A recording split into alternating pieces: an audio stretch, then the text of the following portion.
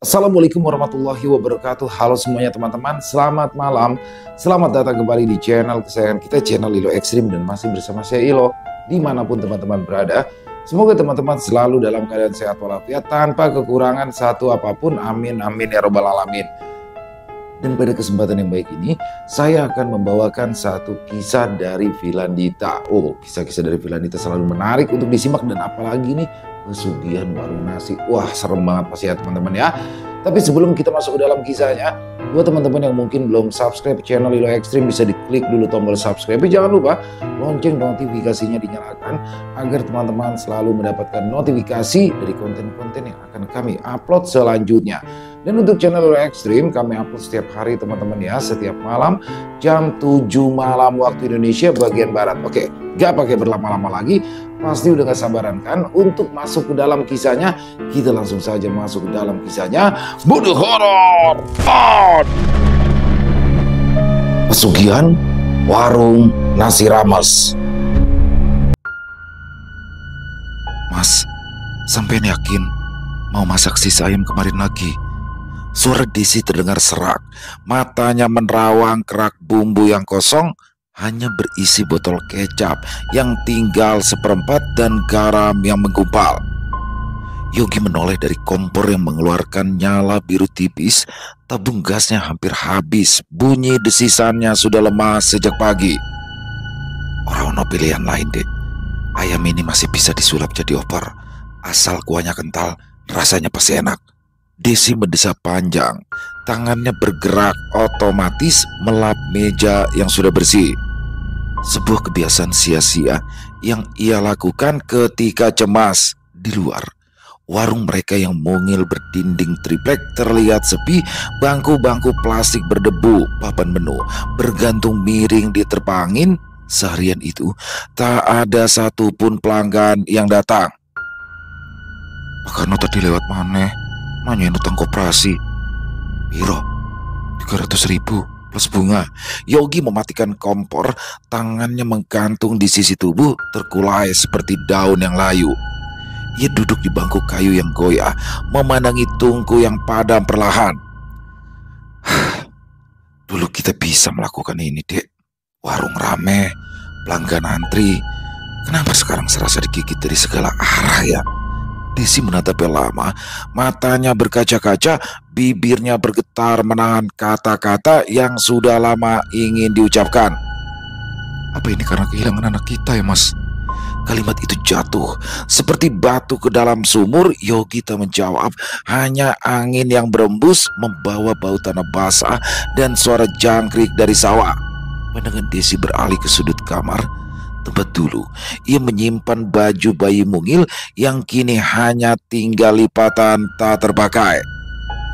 2 bulan yang lalu, janin dalam kandungannya keluar terlalu cepat. Darah membasahi lantai kamar dan tangis penyesalan menembus malam. Tetangga berdatangan, tapi tak ada yang bisa menyelamatkan harapan kecilnya. Bayi itu dikubur tanpa nama di bawah pohon waru di belakang rumah. Aku mimpi dia, Mas, tadi malam. Mimpi apa toh, Dek? Dia manggil-manggil aku, tapi suaranya jauh, kecil banget. Dia minta dibawa pulang. Yogi berdiri gelisah, langkahnya berat menuju pintu warung. Ia menatap jalan tanah yang lengang, hanya ada 1-2 sepeda motor yang lewat sesekali. Dek, aku udah mikir keras. Mungkin kita bisa ke Mbaraga. Desi membicingkan mata. Dukun tua itu yang di ujung desa. Orang-orang bilang dia itu bisa bantu. Rezeki, usaha, apapun, asal mau nurut caranya. Sampean serius, Thomas? Aku ini serius loh, Dek. Kita udah mentok. Gula tinggal sendok terakhir, minyak habis. Besok pagi mau buka warung pakai apa? Hah? Desi terdiam, matanya terpaku pada ember kosong di sudut dapur. Benar kata suaminya, mereka sudah berada di ujung jurang dan rasa kehilangan di perutnya belum juga hilang, masih ada menggigit dari dalam. Baik, Mas, kita coba. Malam itu, langit gelap tanpa bintang. Jalanan menuju rumah Mbaraga terasa sunyi. Hanya suara bambu beradu ditiup angin yang mengiringi langkah mereka. Senter yang Yogi bawa menerangi jalan tanah berlumpur. Desi menggenggam lengan suaminya erat-erat. Rumah Mbah Raga berdiri sendiri di ujung kebun bambu, bangunan kayu tua yang dipagari sulur dan tumbuhan liar bau dupa. Menyambut dari dalam menyengat hidung, cahaya lilin berkedip-kedip dari jendela yang terbuka. "Masuk, aku sudah menunggu kalian." Suara itu datang dari dalam, serak dan dingin. Mereka saling pandang sejenak lalu melangkah masuk. Mbah Raga duduk bersila di atas tikar, dikelilingi botol-botol kaca berisi cairan keruh. Matanya putih kekuningan, rambutnya panjang dikepang rapi, wajahnya keriput, tapi tangannya masih kuat menggenggam tasbih kayu. "Aku tahu mau apa kalian datang." "Mbah, warung kami hampir bangkrut, Mbah. Kami butuh..." "Shh, bukan cuma soal warung." Mbah Raga tersenyum samar. "Kalian pernah kehilangan sesuatu yang berharga kan baru-baru ini?" Tidak ada yang menjawab, tapi diamnya mereka sudah cukup sebagai pengakuan. "Ada cara, tapi tidak biasa. Jarang ada orang yang berani." Mbah Raga mengambil seikat rambut bayi dari dalam toples kecil. "Kalian bisa kembalikan dia, bukan dalam bentuk manusia biasa, tapi dalam bentuk bajang penunggu tak kasat mata." Yogi mengernyit. "Bayi bajang? Aku yang bakalan bantu warung kalian, menarik pelanggan, menjaga agar rezeki mengalir. Tapi ada syaratnya. Kalian harus memperlakukannya seperti anak kalian sendiri. Diberi makan, diberi tempat tidur, diajak ngobrol. Jangan pernah abaikan dia. Jangan pernah mengingkari."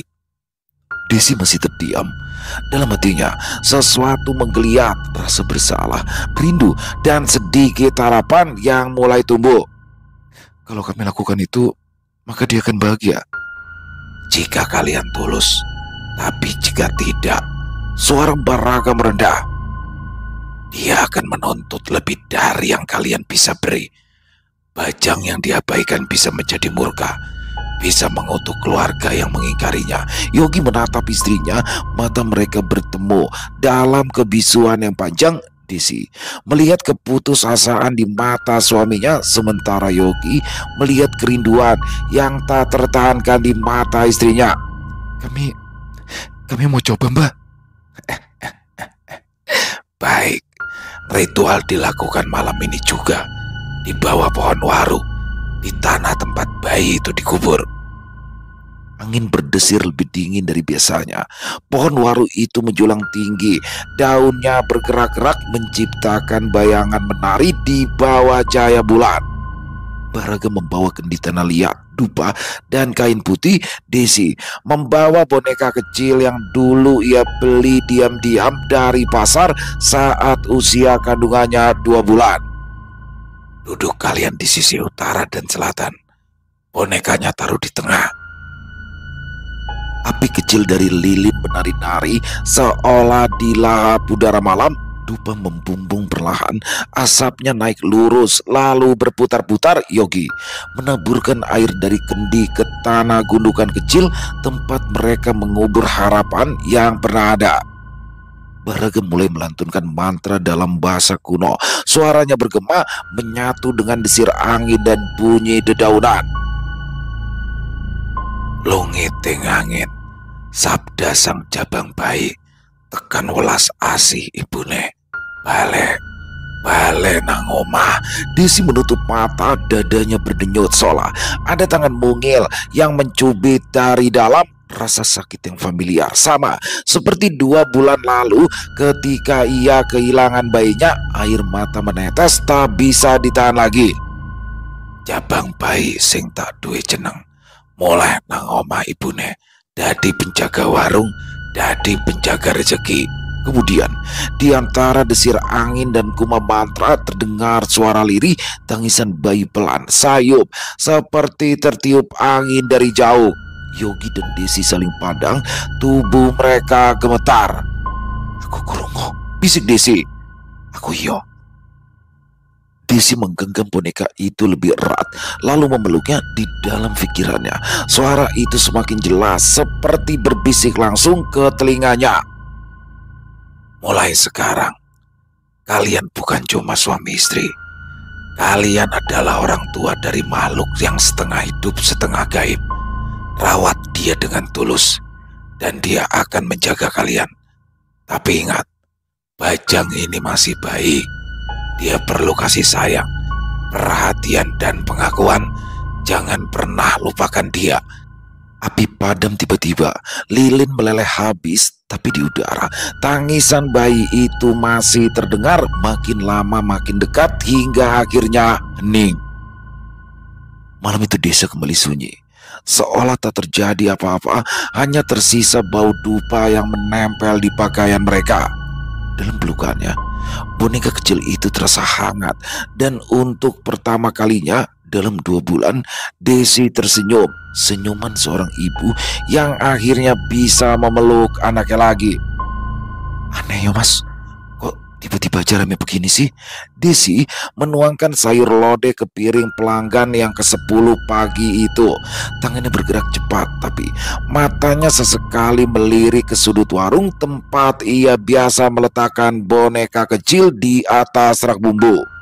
Yogi tertawa lebar sambil membungkus nasi rames. Keringat punya bercucuran, tapi wajahnya berseri-seri.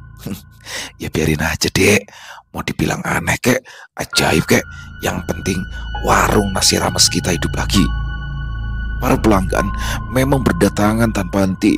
Ibu-ibu dari RT sebelah yang biasanya masak sendiri kini datang dengan ember plastik untuk beli sayur lodeh dalam jumlah yang banyak. Tukang ojek yang mangkal di depan warung memesan nasi rames sambil mengobrol keras-keras. Bahkan anak-anak sekolah berseragam yang biasanya jajan di kantin kini mampir untuk membeli gorengan. Aroma masakan dari dapur Desi memang seolah lebih wangi.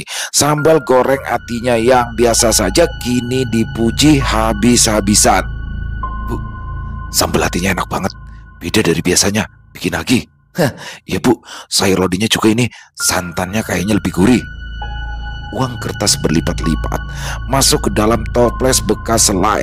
Recehan memenuhi laci meja sampai sulit ditutup. Hutang 300.000 di koperasi sudah dicicil setengah. Pak Karno yang dulu lewat dengan muka masam kini malah ikut mampir beli gorengan. Desi menatap warung dari balik pintu dapur. Keramaian ini terasa asing sekaligus melegakan. Kamu percaya ini semua karena dia? Yogi berhenti mengiris cabai. Pisaunya tergantung di udara. Siapa? Dia, anak kita, bayi Bajang. Yogi menoleh. Ekspresi wajahnya berubah serius sejenak. Lalu ia tertawa, tapi kali ini lebih terpaksa. Ya mungkin, tapi yang penting saiki semuanya lancar. Aku mau beli freezer kecil besok biar bisa simpan stok ayam lebih banyak. Tapi bagi Desi, perubahan bukan hanya di dalam warung. Di dalam rumah, sesuatu mulai terasa hadir. Malam pertama setelah ritual, ia terbangun karena mendengar suara tawa kecil. Suara itu datang dari arah kamar kosong, kamar yang seharusnya menjadi kamar bayi mereka. Ia semula mengira jika itu mimpi atau mungkin suara TV tetangga yang bocor. Tapi ketika ia membuka mata dan menatap lemari pakaian, boneka kecil yang tadi sore ia letakkan di atas lemari kini sudah berpindah ke lantai, berdiri tegak menghadap ke arah kasur mereka. Desi mengguncang bau Yogi. Suaminya hanya bergumam lalu berbalik tidur. Keesokan harinya ia mulai menyiapkan ritual kecil. Sepiring nasi putih dan semangkuk sayur bening ia letakkan di kamar kosong di atas tikar pandan yang sudah kusam. Di sebelahnya, boneka kain yang dulu ia beli di pasar dengan harga Rp5.000 kini diberi selimut mungil dari kain perca. Selamat makan nak. Bisikan itu selalu keluar spontan setiap kali ia meletakkan makanan, seperti kebiasaan lama yang tiba-tiba muncul. Dan piring itu selalu saja kosong keesokan harinya. Bukan kosong karena dimakan, tapi kosong seolah makanan itu menguap menyatu dengan udara. Ia juga mulai membacakan cerita dari buku dongeng yang ia temukan di pasar loak. Di tengah ia bercerita tentang kelinci yang tersesat, angin tiba-tiba berembus. Meski semua jendela tertutup rapat, halaman buku bergetar seolah ada yang meniup dari dekat. Kadang suara tawa kecil menyelip dari balik lemari. Kadang pintu kamar terbuka pelan tanpa suara engsel yang berderit, lalu tertutup kembali dengan lembut. "Kamu suka ceritanya?" tanya Desi pada ruang kosong. Angin bertiup menggerakkan tirai jendela. Desi mulai terbiasa, walau jantungnya sering berdegup tak karuan setiap mendengar suara-suara kecil itu. Suatu malam, ia terbangun karena merasa seseorang menarik ujung selimutnya. Tarikan itu pelan tapi tegas, seperti anak kecil yang ingin membangunkan ibunya. Saat membuka mata, kamar itu gelap gulita. Yogi mendengkur pelan di sebelahnya. Tapi jejak kaki mungil itu tampak jelas di ujung tempat tidur basah. Seperti habis keluar dari kamar mandi, jejak itu mengarah ke pintu lalu menghilang. Desi duduk terpaku memandangi jejak itu hingga mengering dan menghilang. "Mas, kamu yakin ini masih aman?" Pertanyaan itu ia lontarkan esok pagi sambil menyajikan nasi untuk sarapan. "Aman kenapa? Perasaanku mulai gak enak, Thomas." Yogi duduk di bangku dapur menghitung hasil jualan kemarin dengan kalkulator. Angka-angka di kertas coretannya membuat wajahnya sumringah. "Dek, kita itu sudah sepakat. Kita rawat dia, dia bantu kita. Wes, ra usah dipikir yang aneh-aneh. Lagian kan kamu yang tiap malam kasih makan, bacain cerita, semuanya kan sudah dijalanin." "Tapi aku ngerasa seperti diawasi, Mas." "Diawasi siapa?" "Dia, anak kita." Yogi menatapnya dengan ekspresi tak sabar. "Dek, ora usah parnoan. Yang penting warung lancar, hutang kita berkurang. Besok aku mau pasang spanduk baru di depan." Di situ diam. Ia tahu benar ia sudah menjalankan kewajibannya merawat, tapi perasaan diawasi itu tak kunjung hilang. Seperti ada sepasang mata kecil yang mengawasi setiap gerak-geriknya 24 jam sehari. Ia mulai menutup semua cermin dengan kain putih. Tirai jendela selalu ia pastikan terpasang rapat, tak bergoyang sendiri. Tapi tetap saja rasa gelisah itu menggerogoti dadanya setiap hari. Suatu sore, saat ia sedang mencuci piring, suara tertawa kecil terdengar dari kamar kosong. Tertawa riang seperti anak yang sedang bermain. Desi bergegas masuk. Tangannya masih basah dan berbusa. Kamar tampak kosong seperti biasa.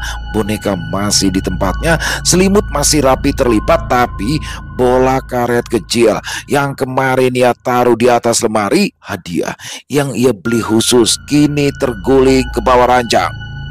Desi memungut bola itu. Permukaannya terasa hangat, seolah baru saja ia pegang. "Mama capek, Nak. Mama mau istirahat." Bisikan itu keluar begitu saja. Air matanya menetes, membasahi bola karet kecil di tangannya. Sementara itu, Yogi sang suami mulai berubah. Sejak warung makin ramai, ambisinya tumbuh pesat. Ia berangkat subuh buta untuk belanja ke pasar, pulang larut malam setelah menghitung untung rugi. Fokusnya hanya pada angka penjualan, bukan lagi pada anak mereka. "Dek, minggu depan kita tambah kursi plastik yuk. Warungnya mulai sesak. Mungkin juga ganti kompor yang lebih besar." "Kamu masih ingat buat siapa semua ini dimulai?" Yogi tertawa ringan sambil menggaruk kepalanya. "Ya gawe awak dewe toh, buat hidup yang lebih baik. Anak itu bantu dan kita udah rawat dia kan. Santai aja." Desi merasa jengkel bercampur kecewa. Dialah yang setiap pagi membersihkan kamar kosong itu, menyusun mainan, menyuapi makanan yang tak pernah disentuh tapi selalu habis. Yogi kini seolah lupa akan janji mereka di bawah pohon waru malam itu. Mas, kamu itu janji mau memperlakukan dia seperti anak kita sendiri. Lah iya, dan itu kita udah lakuin kan. Kamu kasih makan, kasih mainan, bacain cerita, udah cukup toh. Tapi kamu gak pernah ikut, Mas. Kamu gak pernah ngobrol sama dia. Lah ngomong karo sopo toh, Dek? Sama udara kosong. Kata-kata itu menohok. Desi terdiam menatap suaminya yang kini sibuk mengotak-atik handphone bekas untuk menghitung kalkulator. Suatu malam, Desi merasa sangat lelah. Warung nasi ramesnya buka dari subuh sampai malam tanpa jeda. Tangannya lecet karena mencuci piring berlemak, kakinya pegal berdiri seharian. Untuk pertama kalinya sejak ritual itu, dia tidak memasak nasi untuk anak mereka. Dia hanya duduk di teras belakang, menatap pohon waru yang daunnya bergoyang tertiup angin malam. Aku cuma butuh istirahat 1 malam. Besok ibu masak lagi ya. Bisikan itu ia tujukan pada angin, pada kegelapan, pada siapapun yang mungkin mendengar. Keesokan harinya, piring masih di tempatnya, utuh, berisi nasi yang sudah mengeras dan sayur yang mengental lalat hinggap di atasnya. Desi menelan ludah, rasa bersalah menggigit perutnya, tapi tubuhnya terlalu lelah untuk bergerak. Hari itu ia tetap tidak mengisi piring. Malam kedua, ia tidur lebih awal. Yogi belum pulang dari warung, katanya mau menghitung stok sampai larut. Rumah sepi, hanya suara jangkrik dari luar. Lalu suara-suara itu mulai muncul. Yang pertama, bunyi mainan kayu yang digeser-geser di lantai. Lalu derit halus pintu kamar yang terbuka perlahan. Desi membuka mata, jantungnya berdegup kencang. Dia menoleh pelan ke arah pintu kamar mereka. Di pojok, samar-samar dalam kegelapan, berdiri sosok kecil, tak lebih tinggi dari kursi plastik. Tubuhnya hampir tembus pandang, menyatu dengan bayangan dinding, tapi matanya terlihat jelas bulat, berkaca-kaca, menatap lurus ke arah Desi. Desi ingin menjerit, tapi tak ada suara keluar dari tenggorokan. Dia menutupi wajahnya dengan selimut, tubuhnya gemetar hebat, peluh dingin membasahi punggung dan pelipisnya. Malam terasa sangat panjang. Setiap kali dia mengintip dari balik selimut, sosok itu masih ada, diam, menatap, menunggu. Desi tidak tidur sampai matahari muncul. Kamu gak nyiapin makanannya lagi ya? Suara Yogi terdengar dari arah dapur, mengalir ke kamar tempat Desi sedang melipat baju dengan gerakan mekanis. Tangannya bergerak lambat seperti orang yang sedang melamun. Desi tidak langsung menjawab. Matanya kosong menatap jendela, seolah mencari sesuatu di balik tirai yang bergoyang pelan. Dek, aku capek, Mas. Suaranya serak, hampir berbisik. Tumpukan baju di depannya sudah rapi, tapi tangannya tetap bergerak melipat ulang yang sudah dilipat seperti ritual tak sadar. Yogi berjalan ke ambang pintu kamar. Tubuhnya bersandar di kusen, wajahnya menunjukkan ketidaksabaran yang mulai memuncak. Capek kenapa? Warung lagi bagus-bagusnya loh, Dek. Pelanggan itu antri sampai luar. Kamu itu cuma tinggal nyiapin nasi sama mangkok kecil. Selesai. Desi menghela nafas panjang, tangannya berhenti di atas tumpukan kain. Untuk pertama kalinya dalam beberapa hari, dia menatap suaminya langsung. Mas, cukup, Mas. Warung sudah lancar, utang sudah lunas. Aku ngerasa kita bisa hidup tanpa melakukan semua itu lagi. Dek, kamu serius kamu? Yogi melangkah masuk, suaranya naik 1 oktav. Dek, kamu tahu sendiri dari mana semua ini mulai berubah. Kalau kita berhenti, Mas, apa kamu gak pernah? Apa kamu gak pernah mikir kalau semua ini justru bisa berubah jadi lebih buruk? Pertanyaan itu keluar lebih keras dari yang Desi inginkan. Yogi tersentak, pandangannya berubah tajam. Maksud kamu apa tuh, Dek? Aku gak tahan lagi, Mas. Setiap malam aku ngerasa ada yang ngawasin. Setiap kali aku masuk kamar, dadaku sesak. Bukan ini yang aku inginkan, Mas. Yogi terdiam, rahangnya mengeras. Ia menatap istrinya dengan campuran kecewa dan marah, tapi memilih keluar dari kamar tanpa berkata apa-apa. Malam itu, rumah berubah. Suara tangis yang biasanya lirih kini berubah jadi jeritan, dimulai dari bisikan halus, lalu mengeras memenuhi setiap sudut rumah. Dinding bergetar pelan, seperti ada yang memukul dari dalam. Gelas di rak dapur bergemerincing, dan satu cangkir keramik tiba-tiba saja jatuh dan pecah berkeping-keping di lantai. Desi menutup telinganya dengan bantal, tubuhnya menekuk di ranjang gemetar. Suara itu bukan lagi tangis kesedihan, itu adalah tangis kemarahan. Maafkan aku, maafkan aku, bisiknya pada kegelapan. Akan tetapi jeritan itu tidak berhenti sampai menjelang subuh hari berikutnya. Bencana datang. Seorang pelanggan tiba-tiba muntah hebat. Setelah menyantap nasi gudeg, wajahnya pucat seperti mayat, tubuhnya lemas di kursi plastik. Dua orang lainnya ikut mengeluh pusing dan juga mual. Satu ibu-ibu bahkan pingsan di depan warung. Yogi panik besar. Dia berlari ke sana kemari membagikan teh hangat, meminta maaf berulang-ulang. Dengan suara gemetar, pelanggan lain mulai was-was. Beberapa meninggalkan makanan yang setengah jadi. Setelah semua pergi dan warung menjadi sepi, untuk pertama kalinya dalam beberapa waktu, Yogi menarik Desi ke sudut dapur. Kamu ngelakuin sesuatu ya? Maksud kamu apa, Thomas? Kamu gak kasih makanan sama dia ya? Hah? Kamu gak ngerawat dia ya? Desi meratap lantai yang retak, air matanya mulai menggenang. Aku cuma berhenti 2 hari, Mas. Dede, brak! Yogi memukul meja dengan telapak tangan, piring-piring berderap. Kamu tahu gak? Apa akibatnya? Kamu tahu gak? Mas, aku ngerasa makin aneh. Setiap kali aku masuk kamar itu rasanya kayak ada yang nyekek. Aku nggak tahan. Yogi mengacak rambutnya frustasi. Ia berjalan mondar-mandir di dapur sempit, nafasnya pendek-pendek, lalu berhenti, menatap istrinya dengan mata yang lelah. Aku nggak tahu ini semua seserem itu buat kamu. Tapi Dek, kalau kamu berhenti terus dia marah seperti tadi, kita bisa kehilangan semuanya, Dek. Warung, nasi rames kita, rumah, semua. Desi tidak menjawab. Matanya sembab, tangannya gemetar saat membuka kulkas untuk menyiapkan bahan masakan esok pagi. Malam itu, Desi bermimpi. Ia berada di dalam kamar bayi yang tidak pernah ada. Dinding berwarna kuning pucat, lampu remang menyala dari langit-langit, bau susu basi dan popok basah tercium kuat menyengat hidung. Di sudut ruangan, sesosok bayi merangkak perlahan ke arahnya.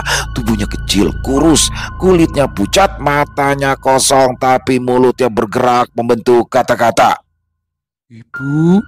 Desi mundur, tapi lantai lengket, seperti menahan kakinya. Kaki telanjangnya terasa dingin, basah oleh sesuatu yang tidak ingin ia ketahui. Ibu, kenapa buang aku? Bayi itu semakin dekat. Tangannya yang kecil terjulur, jari-jarinya bergerak seperti ingin meraih sesuatu. Ibu pilih hidup sendiri.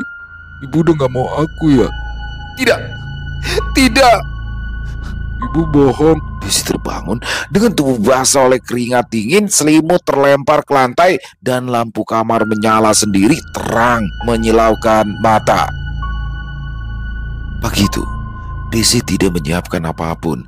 Ia duduk di kursi makan, menatap piring kosong di depannya. Tubuhnya kaku, matanya merah, bibirnya bergetar menahan sesuatu yang ingin keluar.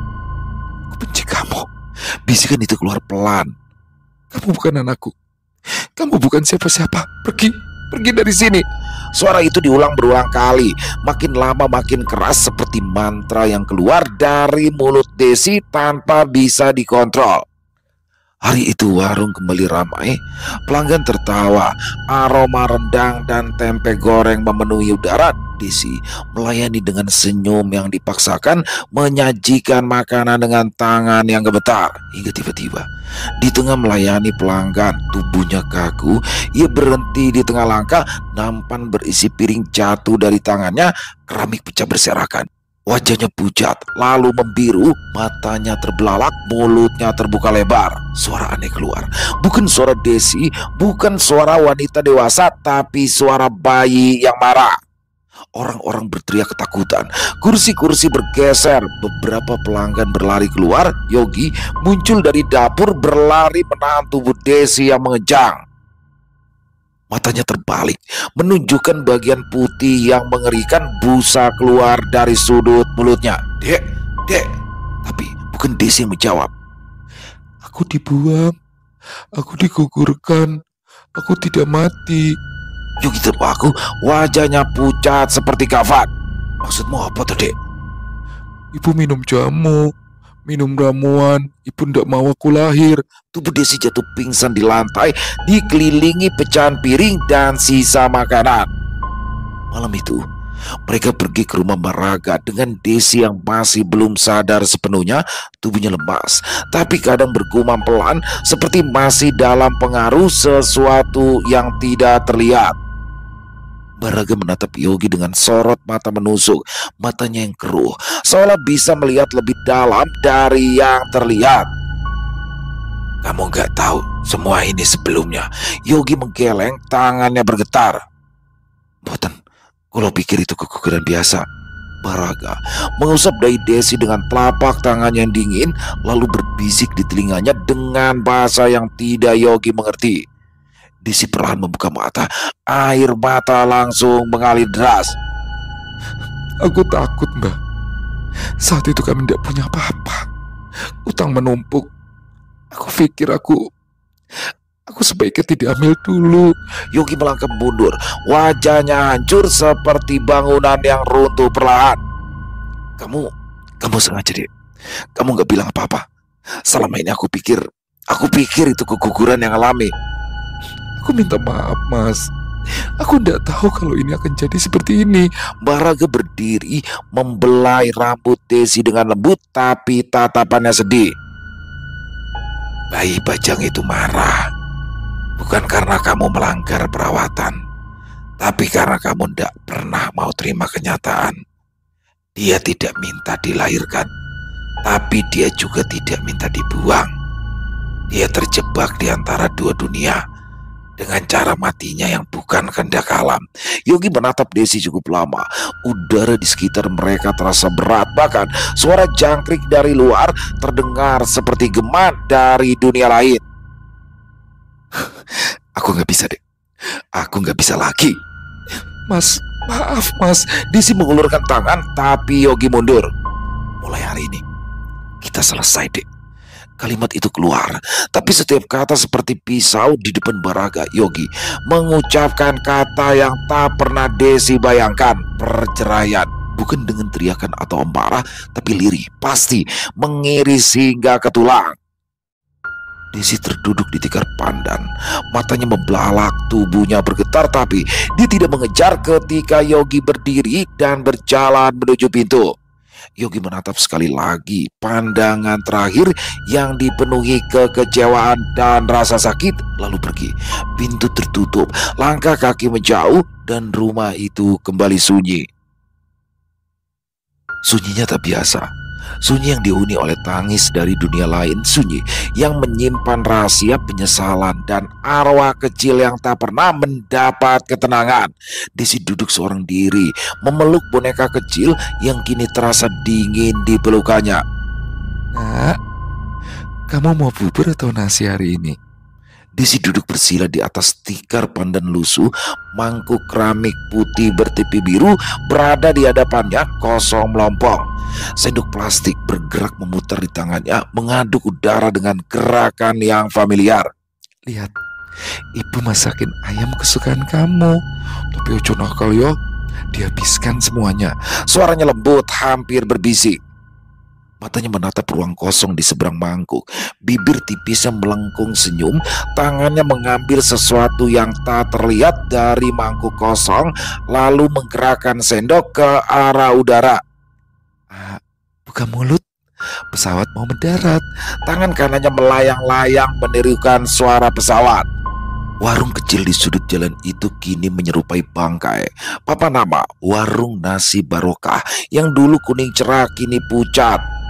Cat hijau di dinding terkelupas menampakkan tembok semen yang mulai berjamur. Jendela kaca tertutup debu memantulkan sinar matahari dengan samar. Kursi plastik hijau dan merah berserakan di halaman depan. Beberapa menumpuk di pojok, yang lain jatuh terguling. Meja bundar yang dulunya ramai dengan piring dan gelas kini hanya menampung daun kering. Tidak ada lagi aroma santan dari sayur lodeh, tidak ada lagi desis minyak dari gorengan, tidak ada lagi suara cerita pelanggan yang bercampur tawa, hanya kesunyian. Sudah selesai makan, Desi menyeka sudut mulut udara dengan ujung kain. Pinter, sekarang kita main yuk. Dia bangkit mengambil boneka kain compang-camping dari dalam rumah. Boneka itu dulunya berwarna pink, kini coklat kusam. Mata kancingnya yang satu sudah copot, sisanya menggantung di benang tipis. Di tangannya yang lain tali karet panjang. Ia berjalan ke halaman belakang melewati jemuran kosong.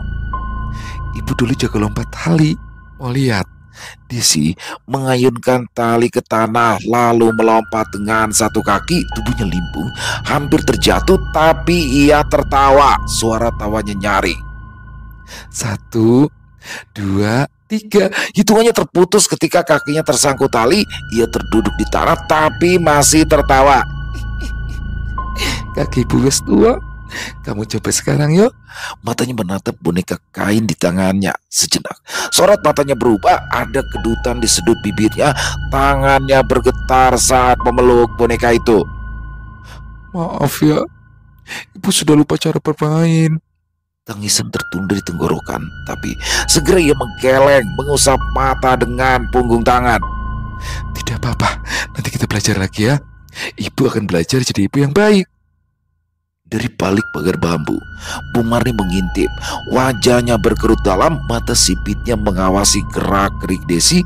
Dia mundur perlahan, lalu berbisik pada cucunya yang mengikuti dari belakang. Jangan lihat Sari, nanti kamu diikutin. Kenapa mbak? Wes, ayo melu mbak, kita lewat jalan satunya. Anak berusia 7 tahun itu menoleh sekali lagi pada sosok Desi yang masih tertawa sendiri di halaman belakang. Ada rasa ingin tahu yang besar, tapi neneknya sudah menarik tangannya menjauh. Sore itu, Desi berjalan ke arah lapangan desa. Daster kuning pudara berkibar tertiup angin. Rambutnya yang dahulu selalu digelung rapi, kini menjuntai kusut hingga ke pinggang.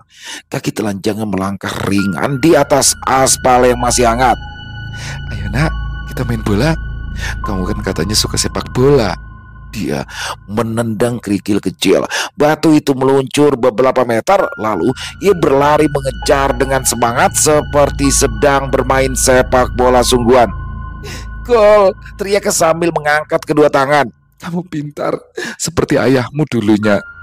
Beberapa anak desa yang sedang bermain layang-layang menghentikan permainan mereka. Mereka saling pandang lalu berbisik. Ibu bayang lagi, kata Anto, anak berusia 10 tahun. Dia ngomong sama siapa sih? Tanya Rini, adik Anto. Karo anaknya sing wes mati, jawab Anto sambil bergidik. Ayah bilang, anaknya itu masih ngikutin terus. Anak-anak itu menggulung layang-layang mereka dan berlari pulang, meninggalkan lapangan kosong dengan sesosok perempuan yang masih tertawa dan berlari mengejar bayangan. Malam tiba dengan cepat. Desi duduk di teras belakang rumahnya, memeluk bantal kecil bersarung putih. Bantal yang dulunya empuk kini kempes, isinya menggumpal. Suaranya mengalun lembut di keningan malam. Nina Bobo, oh Nina Bobo. Suara jangkrik bersautan dari semak-semak.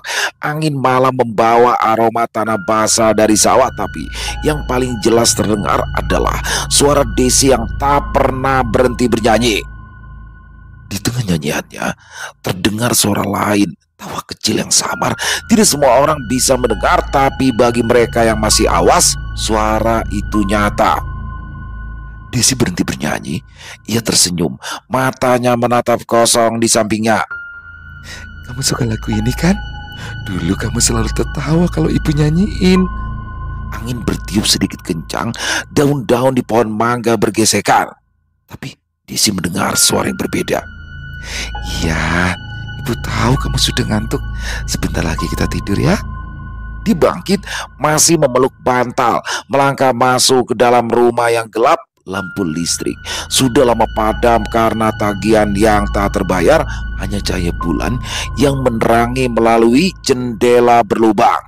Di kamar tidur, Desi meletakkan bantal di sebelah bonekanya. Dia berbaring miring menghadap boneka itu. "Selamat tidur ya nak, mimpi yang indah." Tangannya terangkat seolah mengelus sesuatu yang tak terlihat. Gerakan tangannya lembut seperti seorang ibu yang sedang menidurkan anaknya. Dari luar rumah, sosok laki-laki berdiri di bawah pohon. Yogi mengawasi rumah kecil itu dari kejauhan.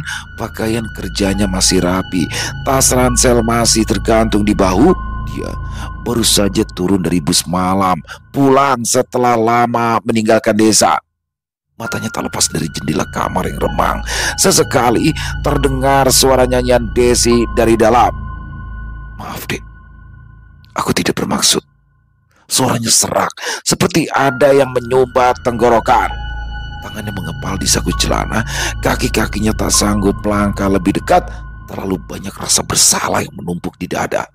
Diingat saat itu, Desi menangis di depan pintu rumah, memeluk tubuhnya. Suaranya memohon, meminta Yogi agar tidak pergi. "Jangan tinggalkan aku, Mas. Aku minta maaf. Aku janji berubah." Tapi Yogi sudah terlanjur marah pada apa yang sudah dilakukan Desi atas calon anak mereka. Sebulan kemudian, dia mendengar kabar dari temannya kalau Desi mengalami gangguan jiwa. Yogi pernah ingin pulang saat itu, tapi dendam dan emosi menghentikan langkahnya. Ia memilih menghilang, mengganti nomor telepon, memutus semua kontak. Kini, setelah 5 tahun, ia berdiri di sini melihat akibat dari keputusannya yang egois. "Ibu sayang kamu. Kamu jangan marah lagi sama ibu ya." Suara Desi terdengar dari dalam rumah. Yogi menunduk, air matanya jatuh. Selama ini ia mengira Desi akan melupakan dan melanjutkan hidup. Dia tidak pernah membayangkan bahwa perempuan itu akan terjebak dalam dunianya sendiri. Keesokan siangnya, warga desa melihat pemandangan yang sudah familiar. Desi duduk di bawah pohon trembesi berbicara dengan sosok tak terlihat. Tapi kali ini wajahnya terlihat lebih tenang. "Nina Bobo, oh Nina Bobo." Suara itu mengalun lembut. Dan dari kejauhan, suara tawa kecil menyahut.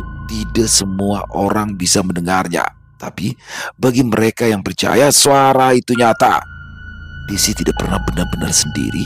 Ia memiliki dunianya sendiri bersama bayangan yang tak akan pernah meninggalkannya. Dunia yang mungkin tidak mengerti orang lain, tapi baginya dunia itu cukup untuk membuatnya bertahan. Matahari mulai condong ke arah barat. Desi masih duduk di sana, memeluk bantal kecilnya, sesekali tertawa, sesekali berbisik lembut seperti seorang ibu yang tak pernah berhenti mencintai anaknya. Selesai. Wow, luar biasa kisah dari Villa Dita. Ini pesugihan bayi bajang. Ini baru pertama kalinya nih saya bawakan kisah pesugihan model begini ya teman-teman.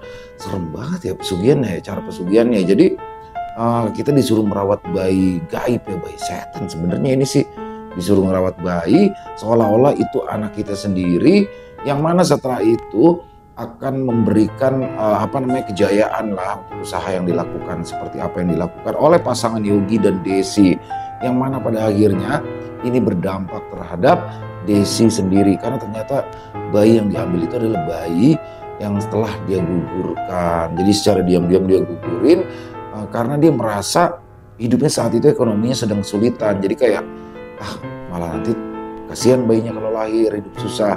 Dan itu tanpa sepengetahuan Yogi suaminya. Yogi kesel dong. Akhirnya Selesai sudah, mereka bercerai dan pada akhirnya Desi mengalami gangguan jiwa. Waduh, tragis banget di sini. Yogi kabur begitu aja. Luar biasa kisahnya, banyak sekali hikmah baik yang bisa kita petik dalam kisah barusan. Terima kasih Bilandita, dan semoga kisah barusan bisa menghibur teman-teman semua ya.